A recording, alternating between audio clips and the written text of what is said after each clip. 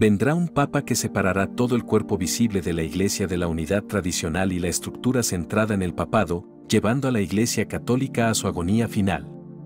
El espíritu del Vaticano II se difundirá sin oposición y los cardenales, influidos por este espíritu, elegirán un papa que confirme esta nueva visión. Malachi Martín, sacerdote, exorcista y escritor, tuvo una visión penetrante e inquietante del futuro de la Iglesia católica. En los años 80 publicó un libro profético titulado Las llaves de esta sangre, en el que pinta un cuadro inquietante y visionario, Juan Pablo II, no solo como Papa de la Iglesia Católica, sino también como líder supremo de las religiones del mundo. Martín describió a Juan Pablo II como un puente entre diferentes religiones, un líder que aspiraba a unir las numerosas religiones del mundo bajo una única bandera espiritual. En esta visión, el Papa no era solo un pastor para los católicos, sino un faro de esperanza y unidad para todos los creyentes. Sin embargo, Martin advirtió que tal visión podría llevar a la Iglesia por un camino peligroso, tocando los límites de la ortodoxia. Este escenario profético de Martín parece hacerse realidad hoy bajo el pontificado del Papa Francisco. Muchos ven sus acciones, palabras y reformas como el cumplimiento de esta visión de un Papa que no solo dirige la Iglesia católica, sino que busca abrazar e incluir a todas las religiones. Esta inclusión ecuménica, aunque elogiada por algunos, es vista con sospecha por otros que temen que pueda erosionar los fundamentos tradicionales de la Iglesia. Martin predijo que algún día habría un papa que encarnara plenamente el espíritu del Concilio Vaticano II, un papa que transformaría radicalmente la estructura y la unidad de la Iglesia. Según Martin, esta transformación podría haber llevado a una nueva función para el obispo de Roma, una que excluiría a los obispos de su sumisión colegiada al papado. Sus palabras parecen más relevantes hoy que nunca, mientras observamos al Papa Francisco navegar por una era de cambios sin precedentes. En su libro, Martin se preocupa por un posible desarrollo dentro de la Iglesia Católica Romana que, si no se controla, podría romper su unidad estructural. Habló de una elección para el cónclave de un candidato papal cuya política sería disolver la unidad y cambiar la estructura de la Iglesia simplemente abandonando el ejercicio de la función y el privilegio petrino, sobre los cuales se construye la unidad visible de la Iglesia. Iglesia como cuerpo. Martín advirtió que este cambio significaría una nueva función para el obispo de Roma, no la función tradicional, así como una nueva relación entre todos los obispos, incluido el obispo de Roma. Si alguien duda seriamente de que tal eventualidad pueda ocurrir, debe recordar que nadie habría especulado seriamente en los años 1940 y 1950 que un papa en los años 1960 intentaría eliminar los elementos que garantizaban el corazón de la misa romana, la representación del sacrificio de Cristo en el Calvario. Sin embargo, según fuentes fiables, esto es exactamente lo que ocurrió. Martín enfatizó que esta visión de una iglesia transformada no era en absoluto una fantasía.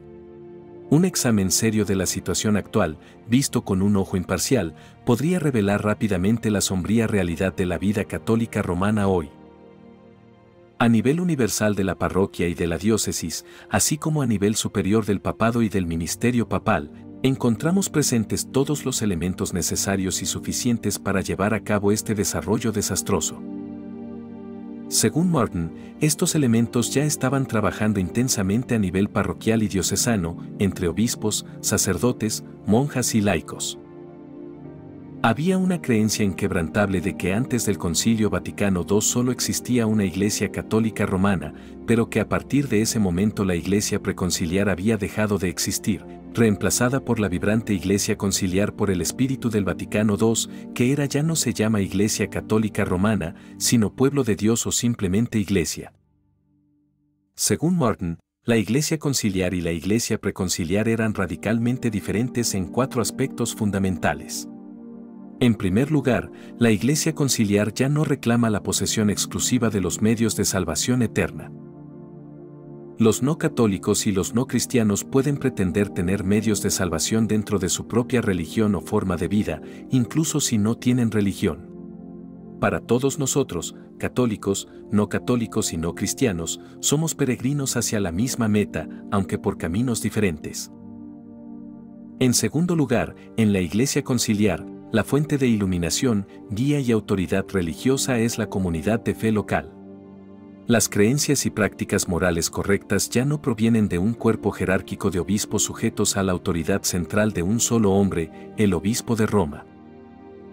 En tercer lugar, la función principal del Grupo Global de Comunidades Religiosas es cooperar con la humanidad para construir y asegurar el éxito de la paz y la reforma mundiales, utilizando los recursos de la tierra para eliminar la opresión económica y el imperialismo político.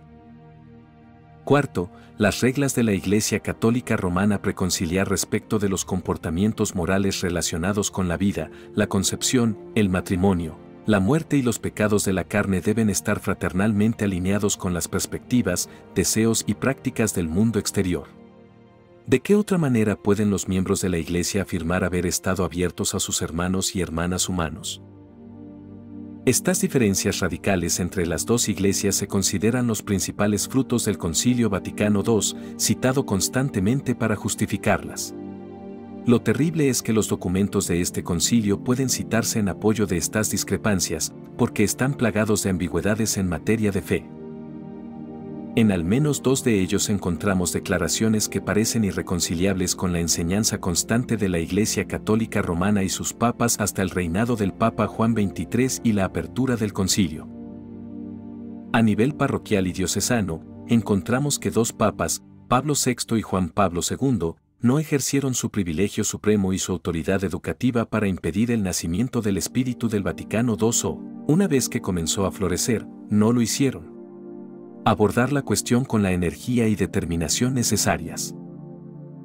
Desde hace algún tiempo, los católicos necesitan una declaración desde el poder y privilegio personal del Papa, desde su infalibilidad ex cátedra, para establecer de una vez por todas, sin ambigüedades, ¿cuál de las dos iglesias es la Iglesia ortodoxa, representativa de la verdadera Iglesia? Iglesia Católica Romana, la legitimada por tantos papas, mártires y santos. En otras palabras, lo que se necesitaba era una interpretación autorizada de los documentos oficiales del Concilio Vaticano II. Pero una declaración papal no puede reducirse a meras palabras. La Iglesia respondió con palabras y el ambiente se ha saturado de documentos, programas e informes cada año desde el final del Concilio Vaticano II. Las leyes católicas deben ser reforzadas con las sanciones tradicionales que todos conocemos: excomunión, expulsión de funciones oficiales, condena nominal de personas, sacerdotes, teólogos, monjas y laicos que se nieguen a aceptar las declaraciones papales. Ambos papas se negaron a hacerlo, y su negligencia fue excusada o explicada por un intento de fingir que estaban preocupados por asuntos más inmediatos o importantes. Pero en el espíritu creciente y generalizado del Vaticano II, están floreciendo las flores nocivas de la destrucción de la organización institucional católica romana. La protección de esta organización es el elemento vital de la función petrina que los dos pontífices han jurado defender como representantes personales de Cristo. Por eso se acusó a los dos pontífices de maldad en el ejercicio de altas funciones. Fueron juzgados como colaboradores en el juego asesino de quienes pretenden liquidar el papado y la organización institucional católica romana. Si no se detiene este desarrollo, sucederá algo desastroso.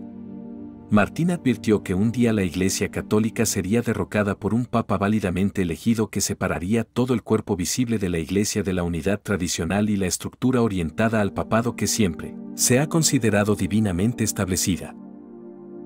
La emoción que sacudirá al cuerpo católico romano ese día será la de su agonía final, con dolores provenientes de dentro, orquestados por sus propios líderes y miembros. Ningún enemigo externo será la causa. Martín predijo que en estos tiempos oscuros, muchos aceptarían el nuevo régimen, mientras que muchos otros se resistirían. La Iglesia quedará fragmentada y no habrá nadie que mantenga unidos a los miembros fracturados del cuerpo católico visible. Por primera vez en la historia los hombres podrán preguntarse, ¿dónde está el cuerpo visible de la Iglesia fundada por Cristo? Pero allí no habrá nadie. La iglesia fundada por Cristo estará en el mismo estado que el día en que el apóstol Felipe se encontró con el funcionario etíope en el camino desde Jerusalén y lo bautizó en un pozo al lado del camino. Después de eso, Felipe desapareció y el funcionario continuó su camino, convirtiéndose en miembro vivo del cuerpo místico de Cristo, pero sin una estructura eclesial visible. Según Martin, la iglesia clandestina seguirá, como al principio, sobreviviendo a pesar de la persecución y de la aparente ausencia de una estructura central visible. La verdadera iglesia, aunque parezca invisible y dispersa, perdurará. La fuerza del infierno no prevalecerá contra él, y al final el sucesor de Pedro, quienquiera que sea en aquellos días terribles, convertirá y restaurará la fe de sus obispos y de su pueblo, como había predicho Jesús. Malaquías Martín había visto en esta visión el fin de la Iglesia Católica tal como la conocemos, una transformación profunda y dolorosa que conduciría al nacimiento de una nueva realidad, alejada de la tradición y la unidad que siempre la han caracterizado. ¿Qué piensas? Si te gustó el video, comenta amén. Que Dios te bendiga.